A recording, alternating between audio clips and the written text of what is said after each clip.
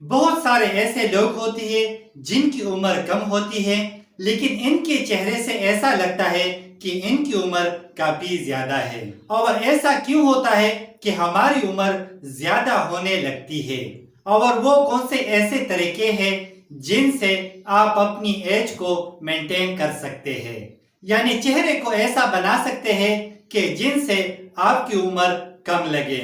اور جتنے بھی بڑے ایکٹر ہیں سب ان طریقوں کا استعمال کرتے ہیں، جیسے کہ انیل کپور۔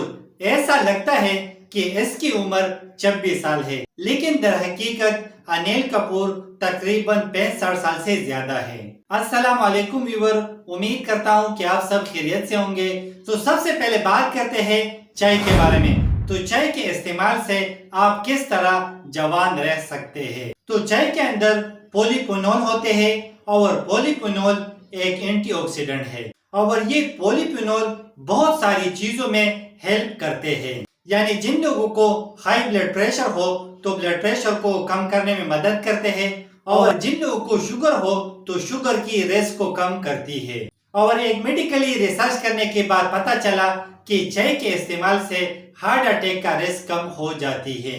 اور جب چائے اتنی ساری چیزوں کا خیال رکھتا ہے تو لازمن بات ہے اس سے آپ کی عمر کم لگے گی۔ اور اس کے علاوہ سکن وائٹنگ کریم کا استعمال نہیں کرنا چاہیے۔ اور ہم یہ سمجھتے ہیں کہ ہمارا سکن گورا لگتا ہے تو ہم پیارا لگنا شروع ہو جائیں گے، اور سکن وائٹنگ کریم کے اندر ایسے کیمیکل ہوتے ہیں کہ جن کے استعمال کرنے سے چہرہ خراب ہوتی ہے۔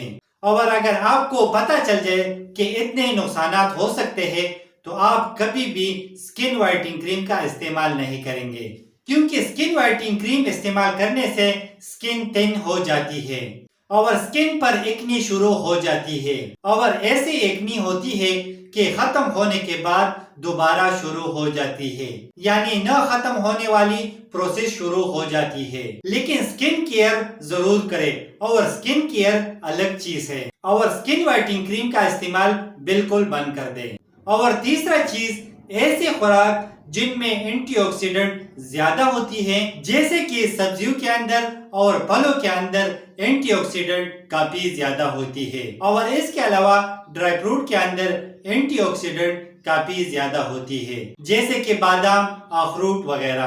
اور اس کے علاوہ اگر آپ اپنی نیند کو پورا نہیں کرتے تو آپ بھول جائے کہ آپ کی عمر کم لگے گی، کیونکہ ایک اچھی نیند صحت کے لیے کافی ضروری ہے، اور نیند زندگی کو دوبارہ زندگی دیتی ہے۔